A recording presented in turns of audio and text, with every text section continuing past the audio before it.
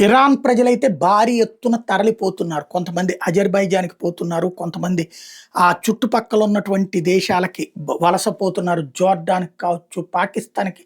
అయితే ఎక్కడికక్కడ borders close చేసినయి కొన్ని, ఓపెన్ చేసినయి కొన్ని. ఇరాన్ నుంచి చాలామంది బారులు తీరుతున్నారు. పెట్రోల్ బంకుల దగ్గర కిలోమీటర్ల పొడవున బారులున్నాయి. పెట్రోల్ పోయించుకోవడం, దేశం విడిచిపోవడానికి ఎక్కువ ప్రయారిటీ ఇస్తున్నారు. ఏ క్షణంలో ఎక్కడొచ్చి మిస్సైల్ పడుతుందో తెలీదు. ఏ క్షణంలో ఎవరు లేచిపోతారో తెలీదు. యాక్చువల్‌గా ఇక్కడ సమస్య ఏం ఏర్పడుతోందంటే, ఎక్కడ అణుస్థావరాలున్నాయి, ఎక్కడ సైనిక స్థావరాలున్నాయి అయి చూసి కొడుతున్నటువంటిది ఓ పక్కన ఇజ్రాయెల్. ఆ సందర్భంలో ఆ చుట్టుపక్కల ఉన్నటువంటి ప్రజలు గూడా ప్రాణాలు కోల్పోతారు. టెహ్రాన్‌ని ఖాళీ చేయమని జెప్పింది. అట్లాగే అణుస్థావరాలు చుట్టుపక్కల వాళ్ళని ఖాళీ చేయమని జెప్పింది. ఆయుధ ఫ్యాక్టరీలు చుట్టుపక్కల ఉన్నోళ్ళని ఖాళీ చేయమని జెప్పింది. వాళ్ళని కాపాడతానని ఇరాన్ సైన్యం భరోసా ఇవ్వలేకపోతుంది. దాంతో ఇజ్రాయెల్ మాటలనే నమ్ముతున్నారు, భయపడుతున్నారు. అమెరికా గూడా తోడు కలుస్తోందని తెలియడంతో అందరూ గూడా బారులు తీరి వెళ్తున్నటువంటి పరిస్థితి కనబడుతోంది.